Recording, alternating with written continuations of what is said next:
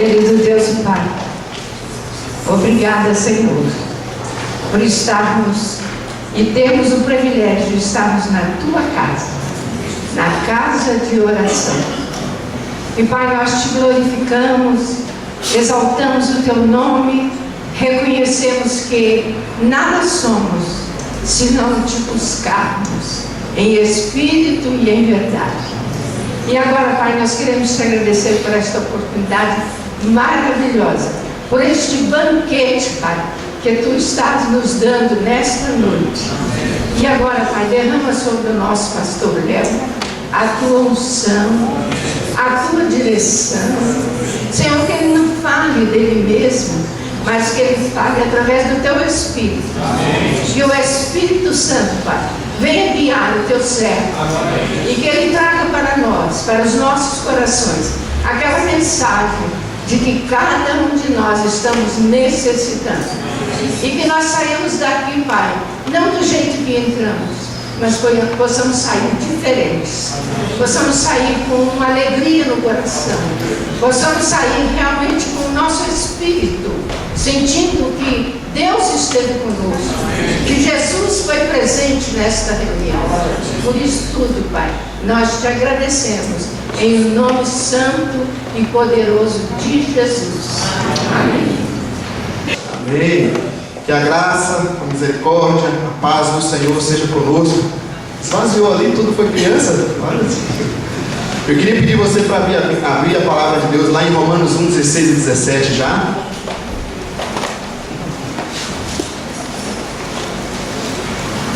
Nosso tema então nesse mês, como a gente sempre tem feito, tentando ampliar um pouquinho mais o nosso estudo da palavra de Deus,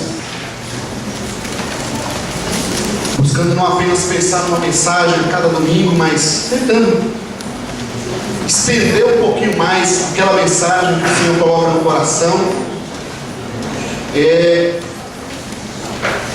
esse texto de Romanos 1, 16 e 17 é um texto muito forte, muito lindo. Aliás, é um dos textos que marca a nossa vida como cristão evangélico, protestante, cristão bíblico, né, que crê na Bíblia, na palavra de Deus. Eu queria dar como tema a fé da Escritura. A gente falou, qual é a nossa fé? Falar de fé, a gente viu que tem algumas concepções diferentes para essa palavra fé. E às vezes até mesmo cristãos evangélicos, protestantes, usam muito a ideia de pensar positivo e nem sabe às vezes a referência que ele está fazendo com isso, né? Fazer uma fezinha, alguns termos que a gente vai usando assim, má fé.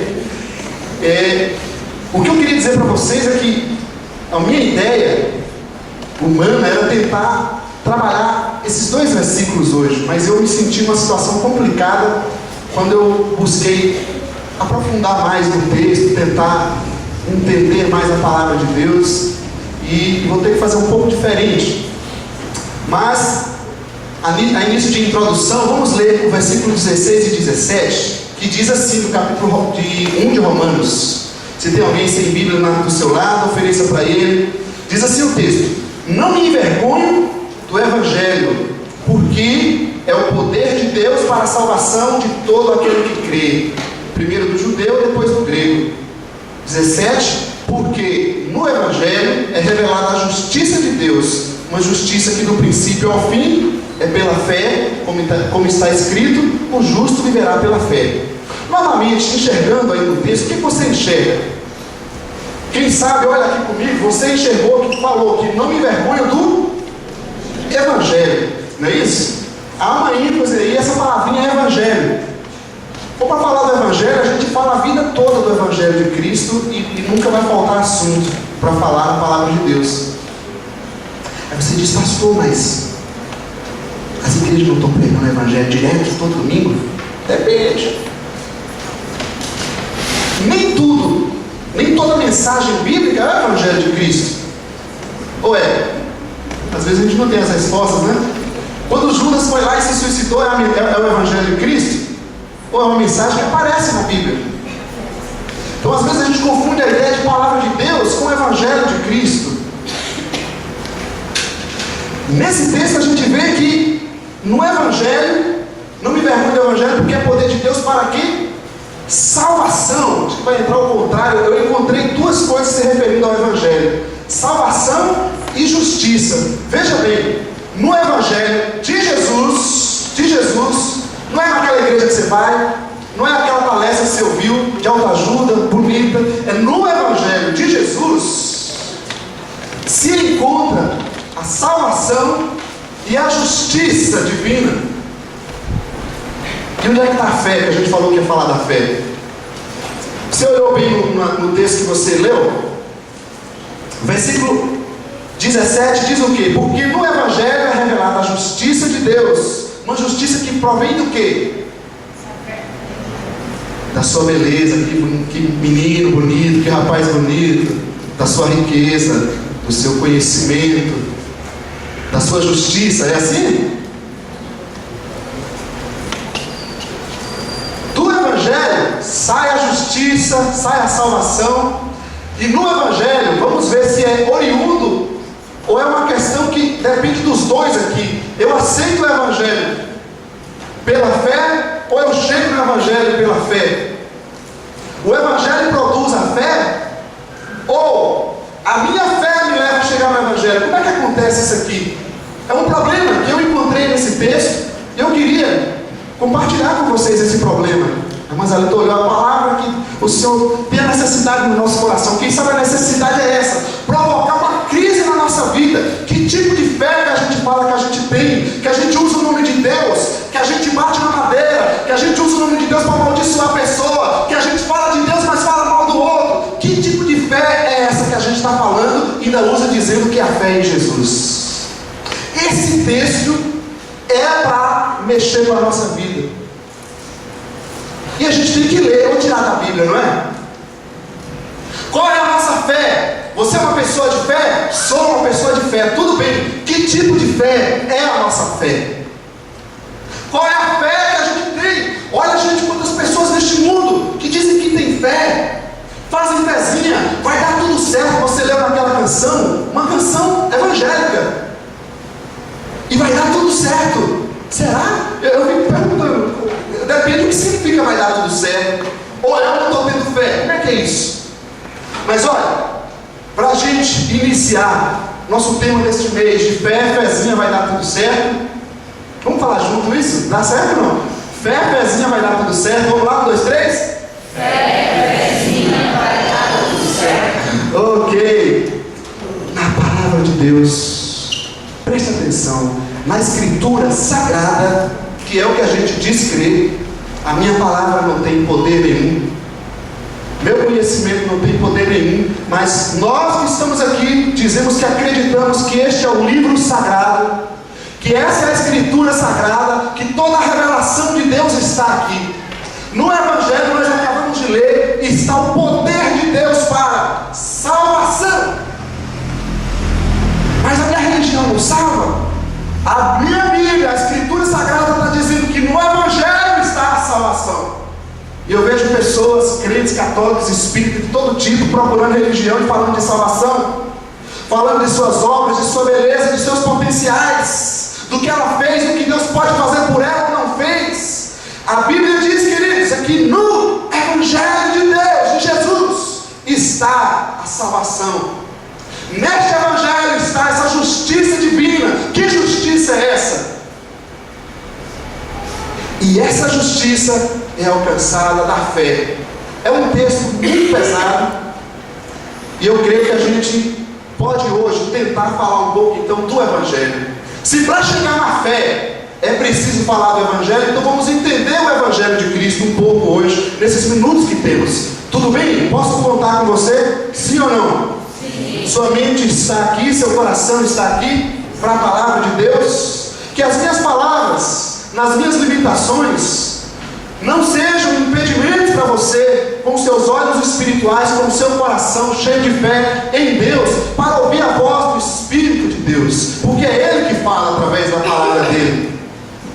Veja bem, vou repetir: a fé da Escritura Sagrada não é a fezinha, a fé que vai dar tudo certo.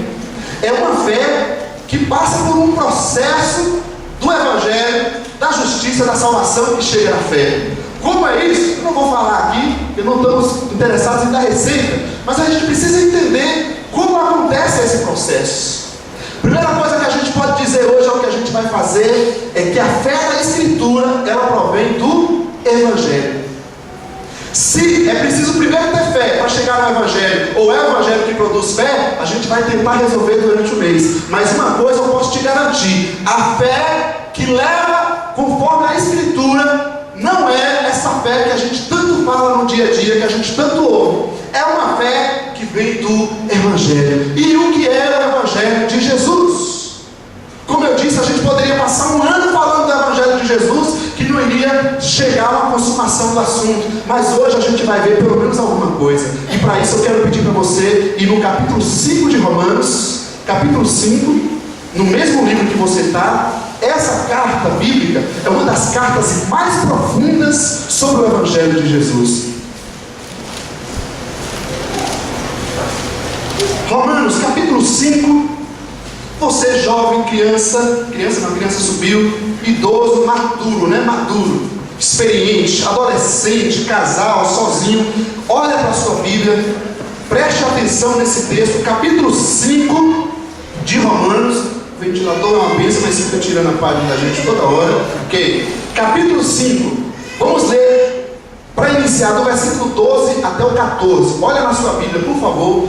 Evangelho de Romanos, versículo 12, capítulo 5, versículo 12 em diante. Diz assim: portanto, da mesma forma como o pecado entrou no mundo por um homem, e pelo pecado a morte, assim também a morte veio a todos os homens, porque todos pecaram.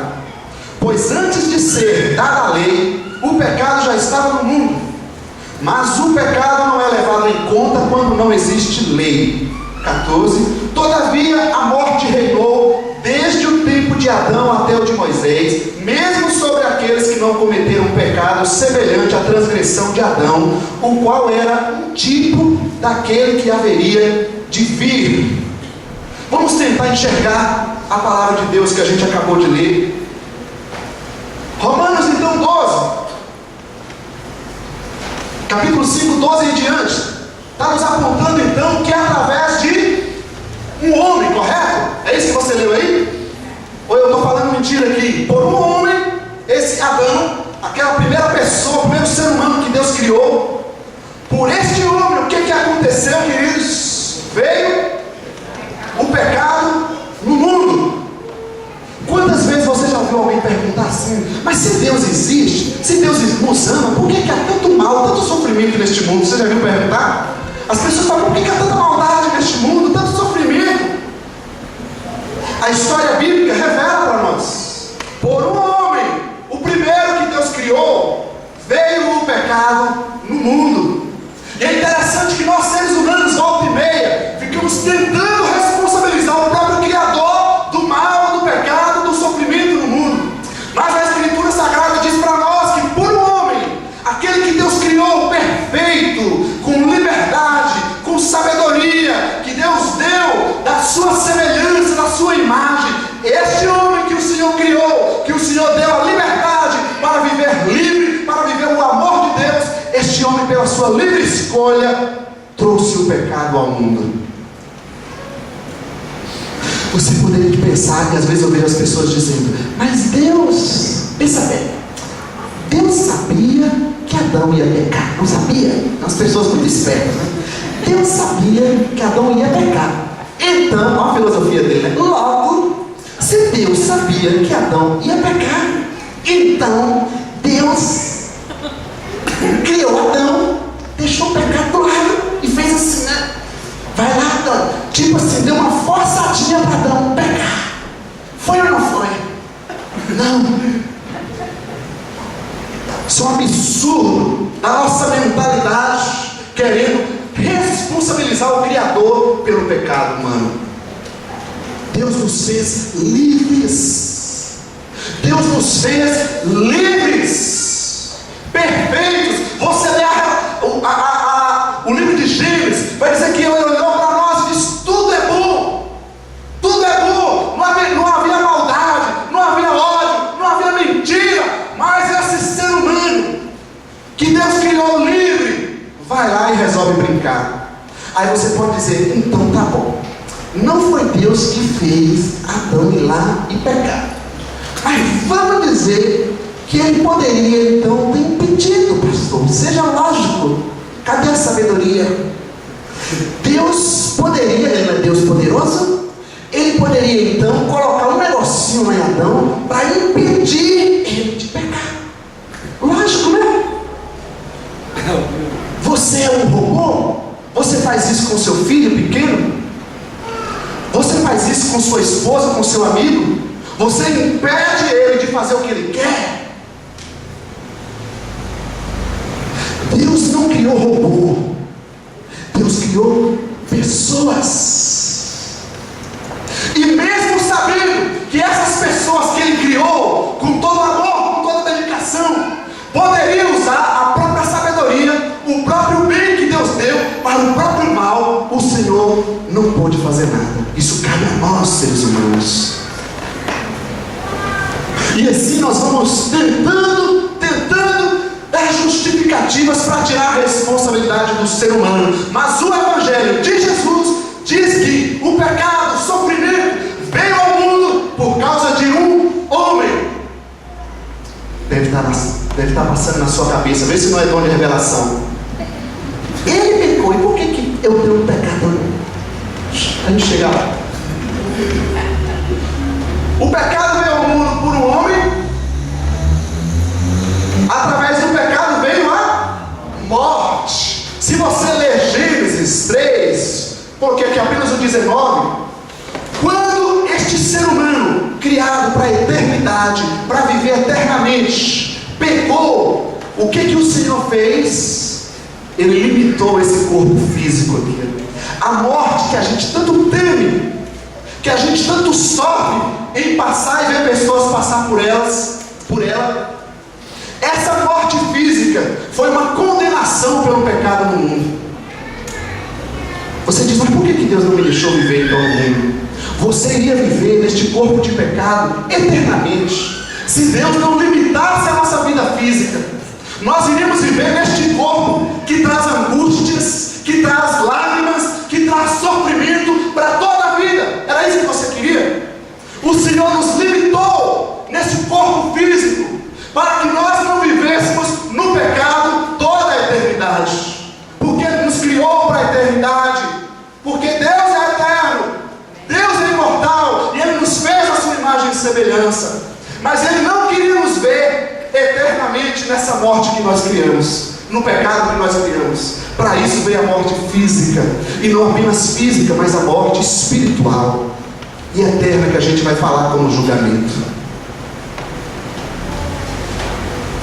O pecado trouxe ao mundo a morte. Aí você vê um monte de pessoas bonitas, no entanto estão mortas. Pode não estar fisicamente, mas espiritualmente estão mortas.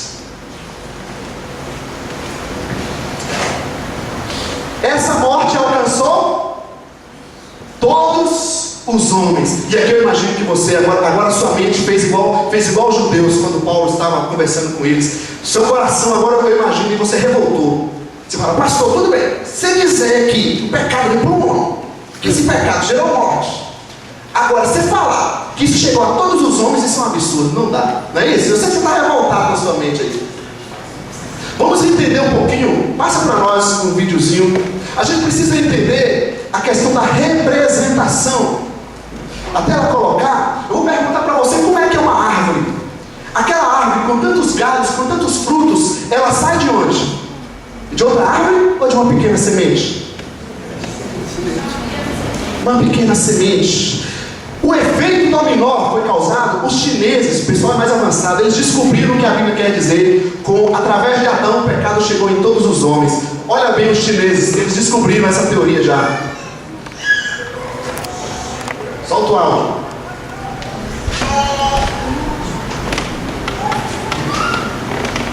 Cadê o áudio? Aumenta.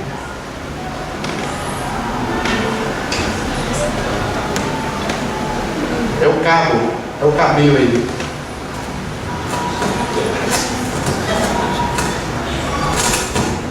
Ok, vai ser rápido. Joia, joia. Os chineses são mais avançados. Volta meus slides, por favor. Quando o primeiro homem pecou, aconteceu um efeito dominó na humanidade. Tudo bem até aí? Sim ou não? Sua mente está aqui, você está entendendo? É um texto pesado, mas é o Evangelho de Jesus. Se a gente quer ter a fé da Escritura Sagrada, a gente precisa entender o Evangelho de Jesus. Agora, mais um detalhe para a gente caminhar. Olha o versículo 15, no livro de Romanos, capítulo 5, volta aí. Versículo 15 até o versículo 18, agora, 17. Olha na sua Bíblia, por favor. Diz assim: entretanto, ele acabou de falar que o pecado veio ao mundo por um homem, esse pecado gerou morte e alcançou todos os homens, logo todos pecaram. Agora ele diz: entretanto, não há comparação entre a dádiva e a transgressão. Pois, se muitos morreram por causa da transgressão de um só, muito mais a graça de Deus, isto é, a dádiva. Graça é um presente que nós não merecemos. A dádiva pela graça de um homem, de um só homem, Jesus Cristo, transbordou para muitos. Não se pode comparar a dádiva de Deus com a consequência do pecado de um só homem. Por um pecado veio o julgamento que trouxe condenação, mas a dádiva decorreu de muitas transgressões e trouxe justificação. A justiça que a gente falou aquela hora. Versículo 17: se pela transgressão de um só a morte reinou por meio dele, muito mais aqueles que recebem de Deus a imensa provisão da graça e a dádiva da justiça reinarão em vida por meio de um único homem, Jesus Cristo. Vamos entender então esses versículos que a gente acabou de ler. Está dizendo então, está fazendo uma diferença aqui entre dádiva e transgressão. Qual a diferença que ele está fazendo? Ele está mostrando que a transgressão veio pelo orgulho humano.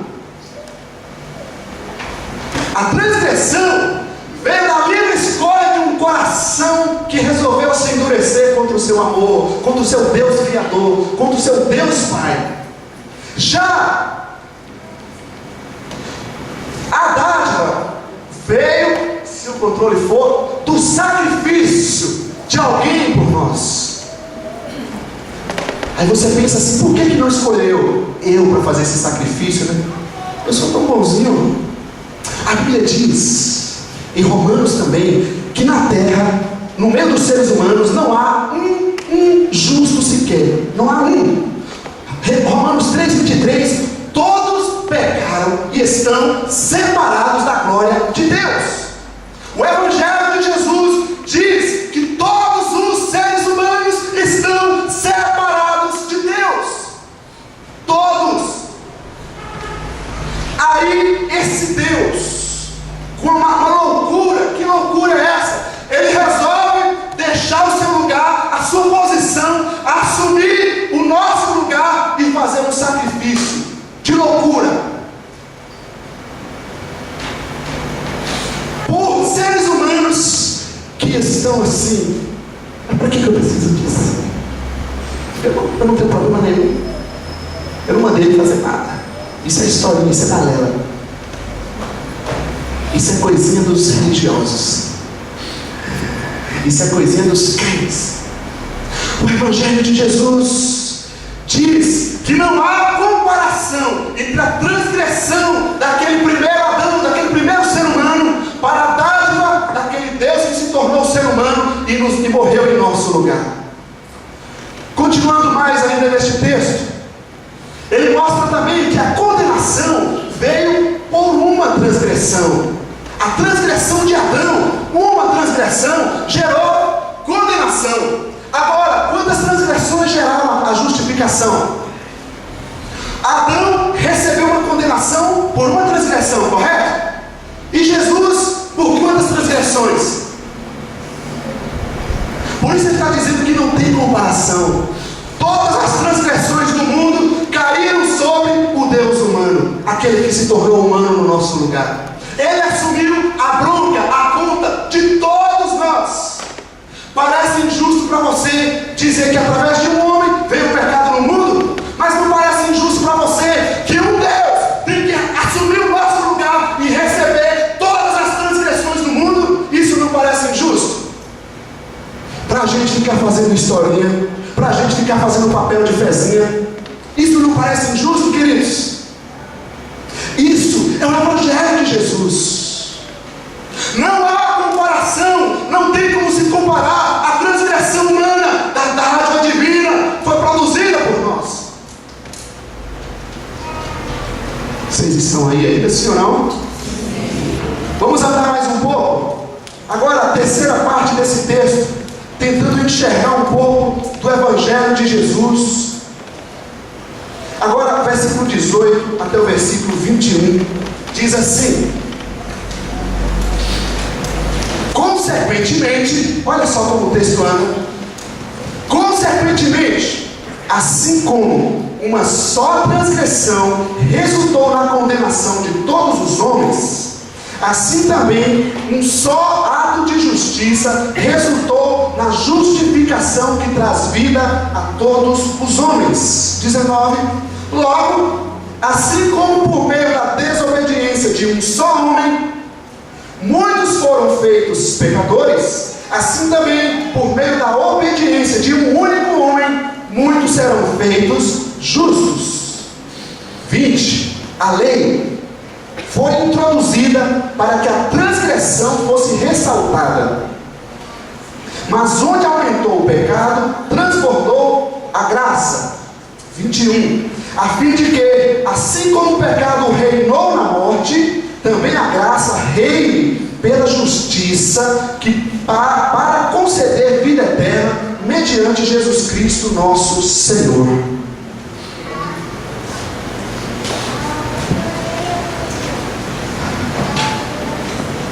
Romanos, então, versículo 18, ele começa agora a nos apresentar resultados. Em primeiro lugar, ele mostrou a origem do pecado, depois ele mostra a diferença, a impossibilidade de comparar transgressão com dádiva, e agora ele começa a trazer resultados para nós. O que resultou essa história, esse ato divino por nós? Você tem de um lado, através do primeiro Adão, transgressão, condenação, e que chegou a todos. Do outro lado, em Jesus, nós encontramos justiça, contrário de transgressão.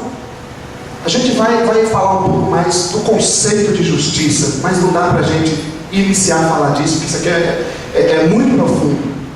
Mas só, a grosso modo, só para a gente dar um leve entendimento no Evangelho de Cristo, a transgressão de um lado é resultado de justiça do outro lado.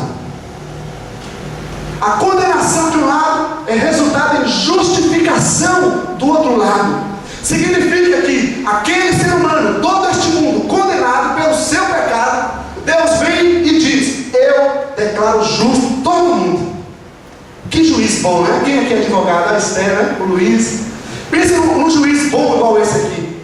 Ele comete, ele assume o nosso pecado e diz para você e eu: você não está mais condenado, você está justificado. Inocente. Eu paguei toda a dívida. Eu queimei todo o arquivo da sua acusação, da sua condenação. Todos os seus pecados foram agora aniquilados através da minha ação por você. Você pode dizer glória a Deus por isso, sim ou não? Se é que nós estamos entendendo o Evangelho de Jesus. Veja bem, se um ser humano não reconhecer que é pecador, que está condenado, ele nunca vai chegar à justificação que Jesus tem para ele. Enquanto eu e você não reconhecer que fora de Cristo estamos no nosso pecado, nós nunca produziremos fé para receber o presente e a dádiva de Cristo por nós. Veja bem que para chegar à fé existe um processo, uma caminhada até um pouco longa. Pelo menos a fé da Escritura Sagrada, que salva. Não essa fé de balela, não essa fé egoísta, não essa fé interesseira, não essa fé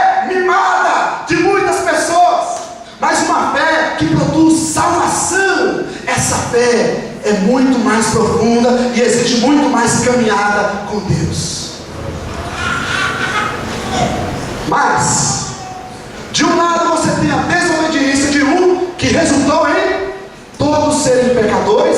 Do outro lado você tem a obediência de um que resultou em todos serem justificados. Que fácil, não é? Muito bom isso, muito fácil. Resolveu o problema. Bastou Deus deixar sua posição, deixar de ser Deus, se tornar um ser humano, assumir todo o nosso pecado, abandonar sua vida, sua essência e receber a condenação no nosso lugar. Bastou simplesmente isso para nos dar a oportunidade de sair da condenação. Continuando, você tem então do lado da descendência de Adão a lei, que a gente leu que foi introduzida. Nós vamos falar mais sobre lei para frente.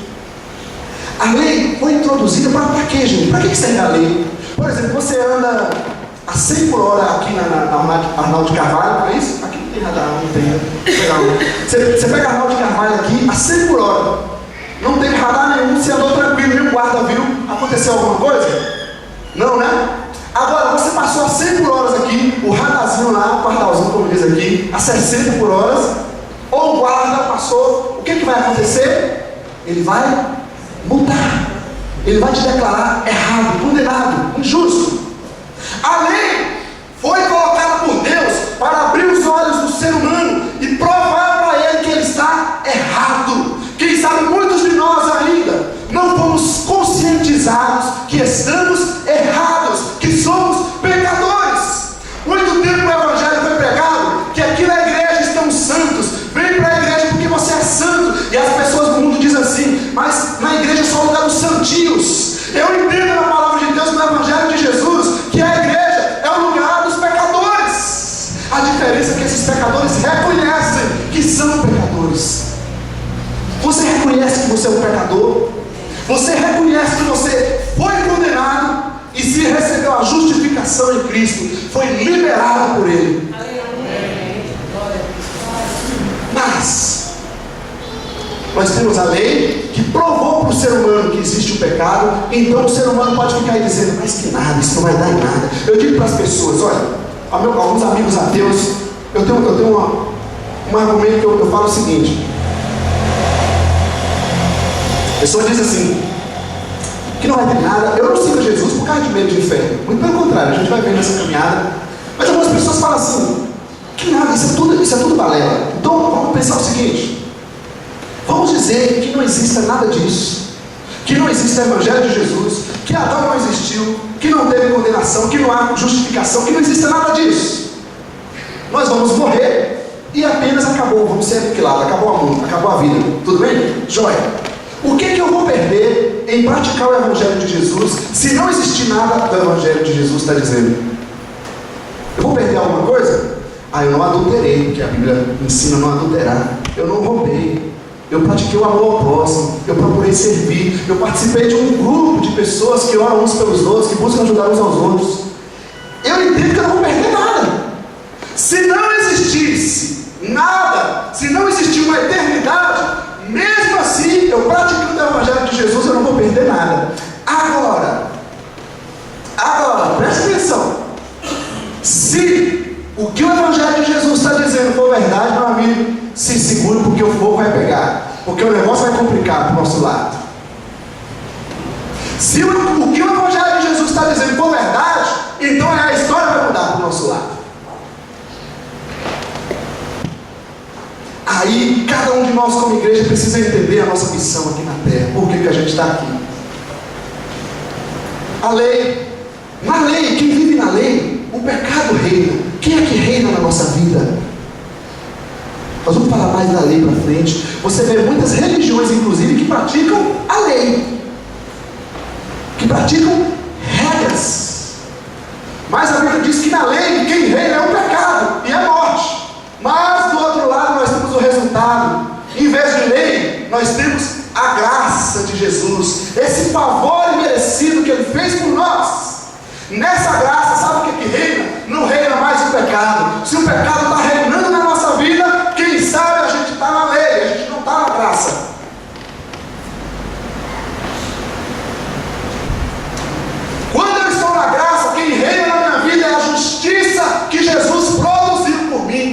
pela humanidade que aceita Ele. Em vez de morte eterna, nós temos a vida eterna. Aí você diz, mas pastor, essa historinha de vida eterna vai ser muito na frente. A vida eterna começa no aqui e agora, quando cada pessoa se entrega e vive a graça de Jesus. Ele vive os princípios da vida eterna. Onde há justiça neste mundo, onde há o amor, onde há a solidariedade, onde há pessoas buscando obedecer a Deus, ali está sendo manifestada a vida eterna de Jesus aqui na terra. Ela não foi ainda consumada, mas ela já é manifestada na nossa vida presente. Você já vive a vida eterna, ou está esperando por uma vida futura, ou vai viver a morte eterna? Para a gente resumir esse quadro, queridos, fica mais ou menos assim a história da salvação. Complicado, né? Olha só isso aqui. Minha cabecinha maluca fez essa complicação, né? Por um homem o pecado veio ao mundo, que veio a morte, é a morte a todos. Joia? Aí, diferença entre transgressão e dádiva. Transgressão pelo orgulho, a dádiva pelo sacrifício de Cristo. E nós temos aqui a transgressão por uma condenação e a justificação por todas as transgressões. Aí nós temos aqui os resultados: transgressão, condenação a todos; justiça, justificação a todos; desobediência de um, todos pecadores; obediência de um, todos justificados.